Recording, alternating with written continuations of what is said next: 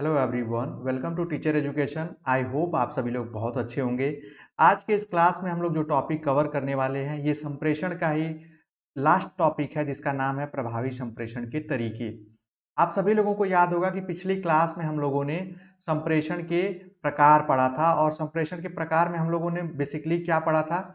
शाब्दिक, अशाब्दिक, साथ ही साथ वैयक्तिक संप्रेषण क्या होता है जो कि आपके सिलेबस में इंपॉर्टेंट है, इंडिविजुअल कम्युनिकेशन, और उसके बाद सामूहिक कम्युनिकेशन जिसको कलेक्टिव कम्युनिकेशन कहते हैं।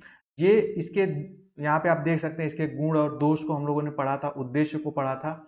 और इससे पीछे वाली क्लास में हम लोगों ने यहाँ पे आप देख सकते हैं बिल्कुल डिटेल में हमने कारक को पढ़ा था कि संप्रेषण के घटक या कारक क्या होते हैं।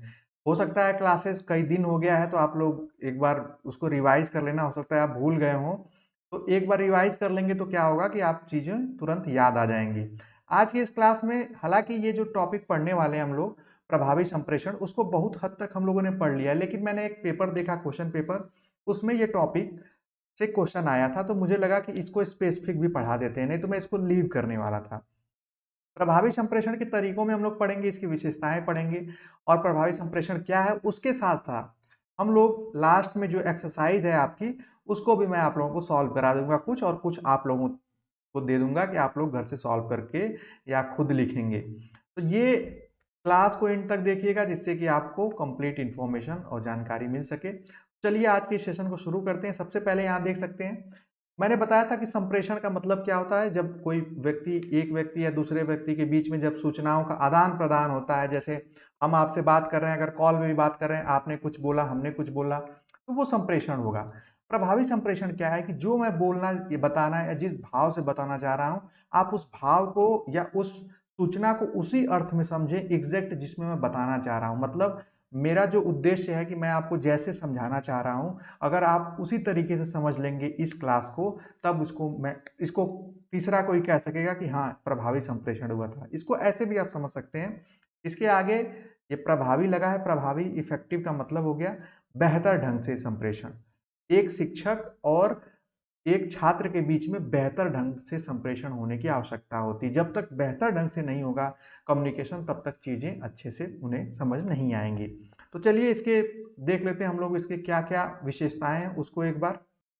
यहाँ पे आप देख पाएंगे लिखा है कि एक व्यक्ति दूसरे व्यक्ति को कोई सूचना देता है और दूसरे व्यक्ति द्वारा सूचना ग्रहण करने का संकेत प्रेषक को किसी प्रतिक्रिया के रूप में प्राप्त हो जाए। इसका मतलब होता है कि जैसे एक टीचर पढ़ा रहा है बच्चों को, तो जो पढ़ा रहा है वो लास्ट में पूछता है कि आप लोगों को समझ में आया, तो वो प्रतिक्रिया जो है अगर उसको मिल जाती है, और जो उसने पढ़ाया पूरी क्लास में, जैसे मैं अगर आप लोगों को ऑफलाइन पढ़ाता तो मैं लास्ट में आप सभी लोगों से क्वेश्चंस पूछता कि बताइए आज हम लोगों ने क्या पढ़ा, या इसमें हमने क्या समझा। जब आप, मुझे लगता कि हाँ आप सही उत्तर दे रहे हैं या जो मैं समझाना चाह रहा था वो समझ गए हैं, तब उसको हम प्रभावी संप्रेषण कहते हैं। शिक्षाविदों के मतानुसार संप्रेषण प्रक्रिया को कक्षा में प्रयोग करते समय निम्नलिखित बिंदुओं का ध्यान देना चाहिए। मतलब जब आप सभी लोग भावी शिक्षक हैं, मैं कई बार बता चुका हूं, तो ये जरूरी हो जाता है कि आपको चीजें पता हो कि प्रभावी संप्रेषण में किन किन बातों का ध्यान देना चाहिए, क्या क्या विशेषताएं हैं उसकी। सबसे पहले उद्देश्यपूर्ण होना चाहिए। जो आप बताना चाह रहे हैं बच्चों को, उसका एक उद्देश्य हो, एक पर्पज हो। बिना पर्पज के टीचिंग नहीं हो सकती है। अगर मैं आपको पढ़ा रहा हूँ तो मेरा पर्पज है कि आप लोगों को बेहतर ढंग से समझ में आए, इतना कंटेंट है, छोटे छोटे पार्ट्स में मैं बता रहा हूँ कि इसको आप बेहतर ढंग से समझ पाएं, और जब आपके एग्जाम में क्वेश्चन आए तो वो आपको याद रहे कि हम लोगों ने इसको पढ़ा है। प्रभावी संप्रेषण की भी ये विशेषता है, इसमें शिक्षण के उद्देश्य स्पष्ट और विशिष्ट होना चाहिए। विशिष्ट का मतलब क्या है? स्पष्ट का मतलब तो आप समझ रहे हैं, क्लियर होना चाहिए। विशिष्ट का मतलब स्पेसिफिक होना चाहिए। अगर हम लोग संप्रेषण को एक ही दिन में सब कुछ पढ़ते तो संभव नहीं होता कि हम सारी चीज़ों को पढ़ पाते। इसीलिए हम लोग उसको पर्टिकुलरली छोटे छोटे टॉपिक को लेकर पढ़ रहे हैं। तो ये क्या हो गया? ये विशिष्ट हो गया।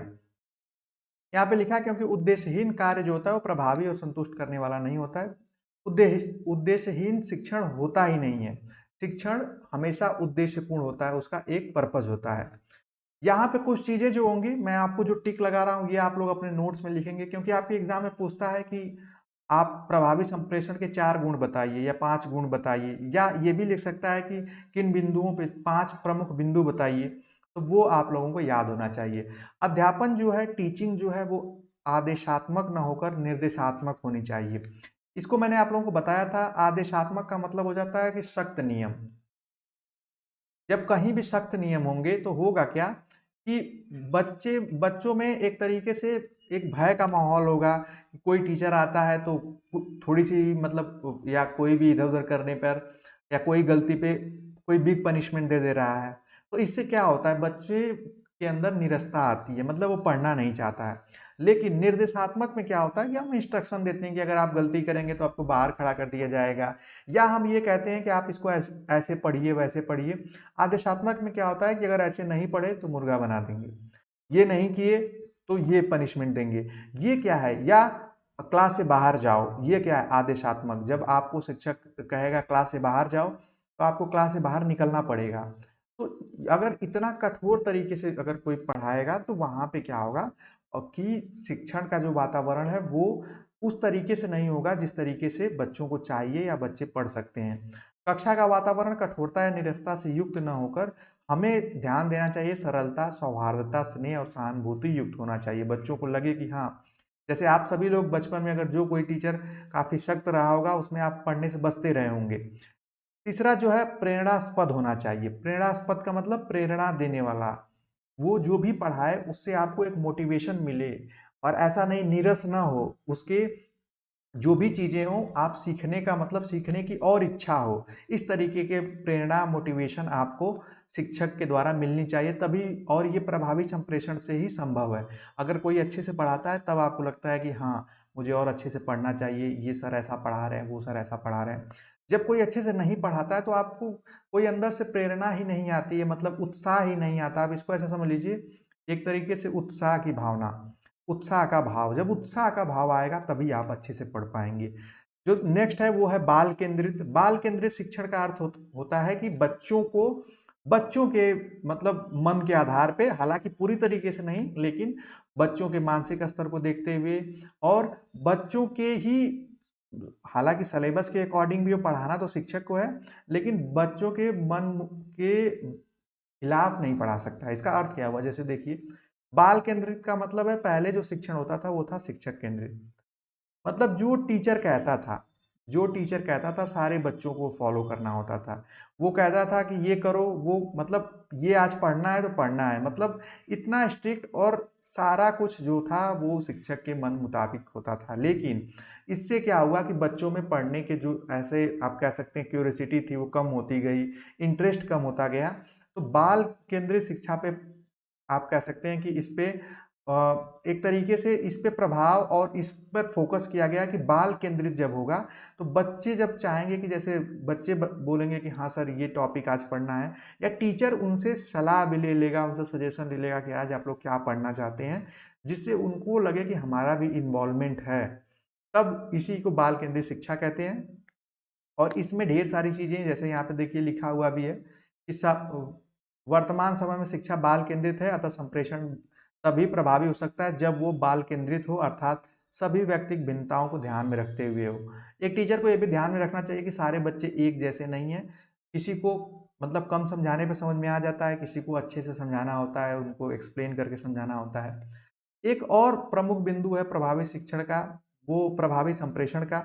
हाँ, एक चीज़ ध्यान रखिएगा, इसमें दो टर्म आएंगे आगे। एक तो जैसे प्रभावी संप्रेषण यहाँ पे लिखा है, एक है प्रभावी शिक्षण।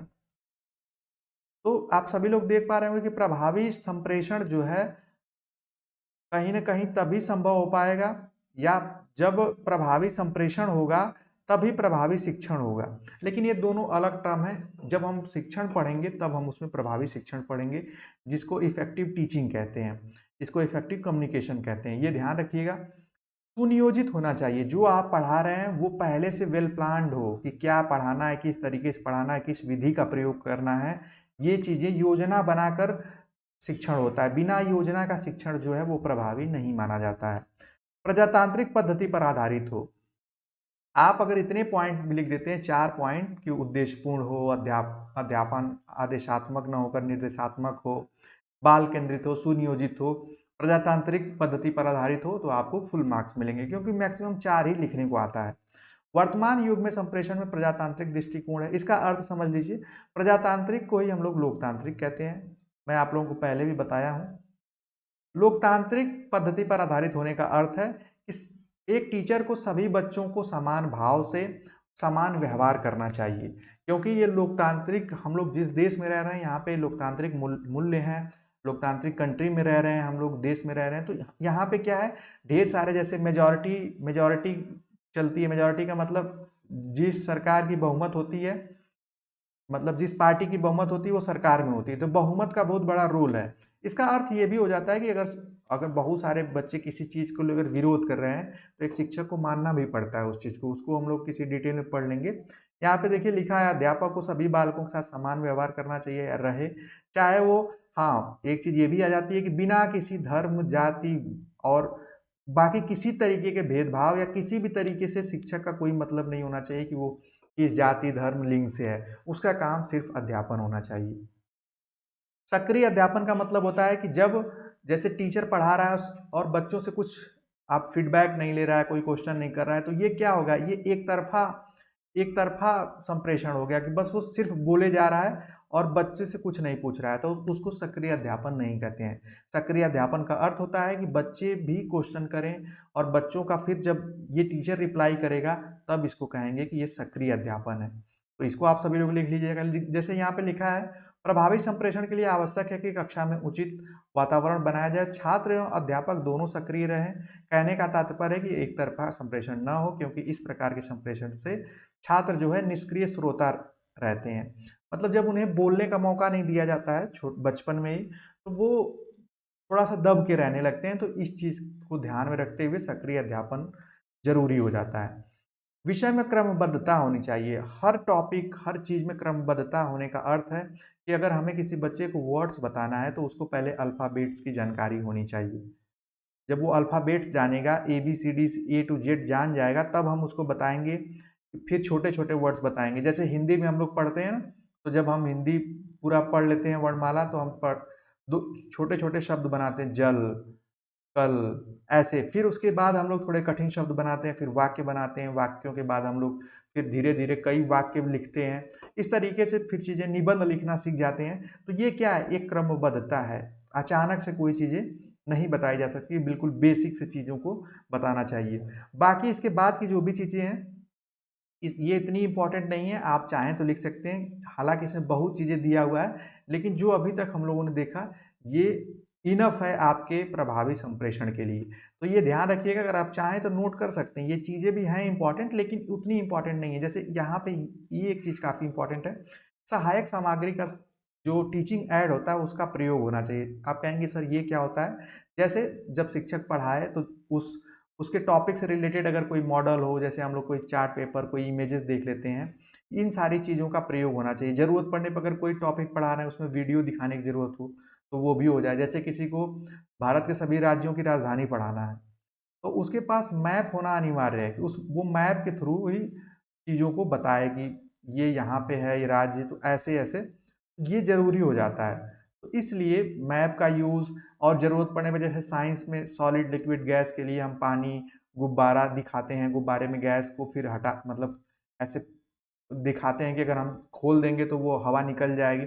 ये सारी चीज़ें ज़रूरी होती हैं, उसी को टीचिंग ऐड कहते हैं। तो ये आप लोग इतना तो याद रखिएगा। उसके बाद जो हमें देखना था, यहाँ पे पुनरावृत्ति बिंदु है। पुनरावृत्ति बिंदु में हम लोगों ने संप्रेषण में जितने अभी तक पढ़ा है, जैसे संप्रेषण क्या है, ये मैं डिटेल में पढ़ाया हूँ। आप लोग अपना नोट्स देखेंगे तो उसमें बिल्कुल समझ में आ जाएगा। घटक में मैंने बताया था, प्रेषक जो संदेश भेजता है, किसी माध्यम से भेजेगा अपना संदेश। ग्राही मतलब जिसे प्राप्त होता है, जो ग्रहण करता है, इसको प्रापक भी कहते हैं। प्रतिपुष्टि फीडबैक, जब उसको मिल जाएगा मैसेज तब वो हमें फीडबैक देगा कि हाँ मुझे आपकी जानकारी मिल गई है। इसको ऐसे भी समझ सकते हैं कि जब प्रतिपुष्टि, जैसे हम व्हाट्सएप यूज़ करते हैं तो वहाँ पे ब्लू टिक हो जाता है 2, तो हमें ये क्या है, ये एक फीडबैक, ऑटोमेटिक फीडबैक मिल जा रहा है कि ये मैसेज रीड हो गया है। वही फीडबैक की बात यहाँ है। फिर संप्रेषण, एक चीज़ ध्यान रखेंगे, जब आपके एग्जाम में आएगा संप्रेषण के प्रकार, तो आप शाब्दिक अशाब्दिक न लिखकर आप लिखेंगे वैयक्तिक और सामूहिक संप्रेषण, क्योंकि ये काफ़ी इंपॉर्टेंट है। और मैं देखा कि जो एग्जाम में क्वेश्चन आ रहा था, खासकर इसी को फोकस करके आ रहा था, तो ये आप लिखेंगे। उसके बाद प्रभावी संप्रेषण के तरीके हैं, तो ये हम लोगों ने अभी पढ़ लिया। उद्देश्यपूर्ण होना चाहिए, प्रेरणास्पद होना चाहिए, बाल केंद्रित, सुनियोजित, ये चीज़ें हम लोगों ने पढ़ ली। अब आता है मूल्यांकन, जिसके बारे में मैं आप लोगों को स्टार्टिंग में ही बताया। तो संप्रेषण क्या है, क्या अर्थ है, ये चीज़ें मैं आपको बता चुका हूँ। घटक अभी हम लोगों ने देख लिया। मुख्य रूप से 5 घटक हैं, जिसमें ये घटक यहाँ पे लिखा हुआ भी है, ये आप देख सकते हैं, 4 भी लिख सकते हैं। वो हालांकि मैंने आप लोगों को मैं एक बार दिखा दे रहा हूँ, ऐसा कुछ भी नहीं है कि जो मैंने पढ़ाया ना हो आप लोगों को। बिल्कुल डिटेल में हम लोगों ने पढ़ा था कि क्या है मैसेज, किस तरीके से, ये देख लीजिए यहाँ पे सेंडर है, यहाँ पे लिखा भी है संदेश, माध्यम, प्रापक, प्रतिक्रिया, प्रतिपुष्टि, ये सारी चीज़ें डिटेल से हम लोगों ने ऑलरेडी पढ़ ली हैं। बस मैं आपको थोड़ा सा गाइड करूँगा कि आप क्वेश्चंस को कैसे अपने एग्ज़ाम में लिखेंगे। एग्ज़ाम में मैक्सिमम से मैक्सिमम वर्ड्स में लिखिए, समय को देखते हुए भी। देखिए संप्रेषण कितने प्रकार के होते हैं, तो संप्रेषण और उनके गुण दोष सहित स्पष्ट करिए। तो ये क्या हो जाता है, ये जो हम लोगों ने गुण दोष पढ़ा था, तो इसमें आप लिखेंगे व्यक्तिगत संप्रेषण और यहाँ पे सामूहिक संप्रेषण। व्यक्ति संप्रेषण क्या था, हमने बताया था कि जब इंडिविजुअल टॉक हो, अगर कि सिर्फ 2 लोग बात कर रहे हो, जैसे एक टीचर जो हो एक बच्चे को सिर्फ पढ़ा रहा हो, तो ये क्या हो गया, ये एक तरीके से व्यक्तिगत संप्रेषण हो गया।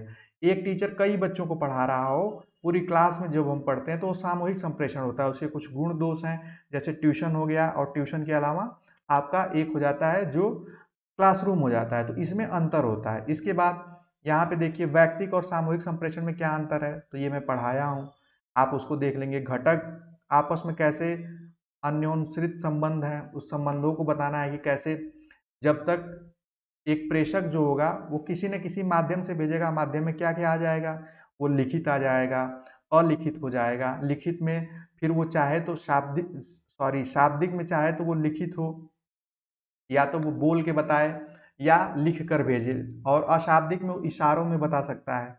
ये सारी चीजें। फिर लघु उत्तरी में आप देखेंगे संप्रेषण से क्या आशा है, वही है संप्रेषण की परिभाषा है, हालांकि मैं बता चुका हूँ।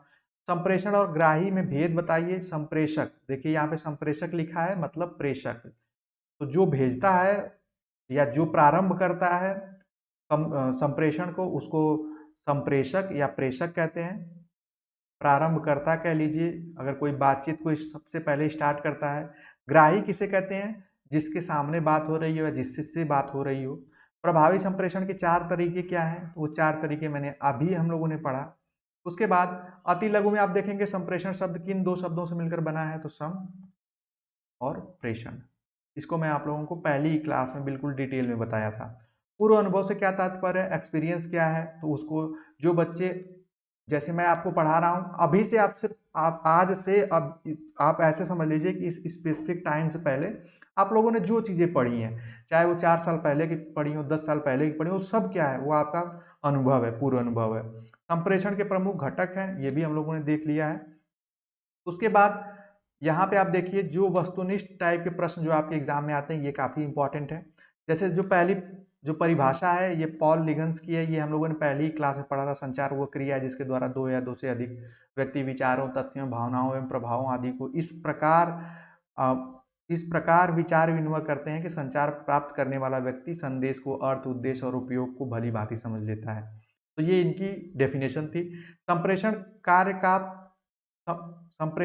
का संप्रेषण होना चाहिए। कैसा होना चाहिए संप्रेषण, देखिए स्पष्ट होना चाहिए, विश्वसनीय होना चाहिए, समयबद्ध होना चाहिए, समय पे। तो उपरोक्त सभी इसका राइट आंसर हो जाएगा।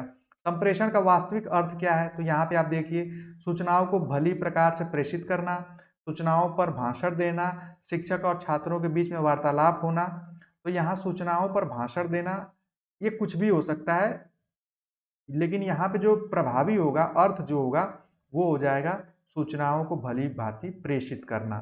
संप्रेषण जब वो प्रेषित करेगा तो एक सुनने वाला भी हो, लेकिन यहाँ पे वास्तविक अर्थ में हम देखेंगे कि वार्तालाप को भी हम यहाँ पे एक तरीके से ये दोनों यहाँ पे सही हो जा रहे हैं एक शॉर्ट टाइम के लिए। यहाँ पे वास्तविक लिखने से थोड़ा सा कंफ्यूजन क्रिएट कर रहा है, लेकिन शिक्षक और छात्र के बीच का वार्तालाप होना भी संप्रेषण का वास्तविक अर्थ है। तो ये भी हो सकता है, इसको एक बार आप देखना होगा। चौथा जो है सामूहिक संप्रेषण के गुण क्या हैं, तो देखिए सामूहिक संप्रेषण का मतलब होता है क्लासरूम टीचिंग। तो ये विधि सरल और सस्ती होती है, जैसे मैंने बताया ट्यूशन महंगा होता है, व्यक्तिगत संप्रेषण है।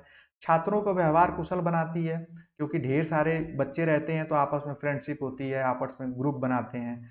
उसके बाद छात्रों में नेतृत्व कुशलता का विकास होता है, उसी में से किसी को मॉनिटर बनाया जाता है, तो उपरोक्त तो सभी इसका राइट आंसर होगा। सामूहिक क्या, अगर व्यक्तिक में क्या होता है कि हम व्यक्तिगत रूप से किसी बच्चे को उसके व्यवहार में परिवर्तन लाते हैं, जैसे कोई कमजोर छात्र है तो उसको ट्यूशन की जरूरत होती है, तो ये सारी चीजें हम लोगों ने पढ़ा था। संप्रेषण के प्रकार क्या होगा, तो संप्रेषण के दो प्रकार हैं, इसमें व्यक्तिक है और आपका सामूहिक है। लेकिन एक और मैंने प्रकार बताया था, शाब्दिक और अशाब्दिक, तो वो भी इंपॉर्टेंट होगा। यहाँ पे लिखा है संप्रेषण प्रक्रिया के तरीके बताइए, तो प्रक्रिया में देखेंगे प्रेरणास्पद प्रक्रिया नहीं है, चिंतन प्रक्रिया नहीं है, लेखन जो है ये एक प्रक्रिया है कि लेखन के माध्यम से भी हम जैसे चिट्ठियों के माध्यम से करते हैं, तो ये राइट आंसर हो जाएगा। सक्रिय अध्यापन से तात्पर्य क्या है, सक्रिय अध्यापन का तात्पर्य है छात्र एवं छात्रा दोनों की सक्रियता, शिक्षक की सक्रियता या छात्र की सक्रियता, तो उपरोक्त तो सभी होगा, अलग अलग भी और दोनों लोगों की सक्रियता होनी चाहिए। तो यहाँ पे नहीं, यहाँ पे देखिए ध्यान रखिएगा, यहाँ पे होगा सक्रिय अध्यापन का अर्थ तभी होगा जब शिक्षक और छात्र दोनों की सक्रियता हो, तो ये इसका राइट आंसर हो जाएगा। तो आप लोगों ने देखा कि इस क्लास में हम लोगों ने प्रभावी संप्रेषण को भी पढ़ा, साथ ही साथ इसकी एक्सरसाइज को कर लिया। तो इस क्लास से ही ऐसे ही जो भी आप क्लास करते जाएं, एक बार रिवाइज करते जाएं, उसका नोट्स बनाते जाएं। ये पीडीएफ आप लोगों को कुछ देर में टेलीग्राम चैनल पे मिल जाएगी, जिससे आप देख पाएंगे और क्वेश्चन सॉल्व भी कर पाएंगे। तो आज की क्लास को यहीं तक रखते हैं, मिलेंगे नेक्स्ट क्लास में नेक्स्ट टॉपिक के साथ। तब तक के लिए bye bye, take care and keep watching.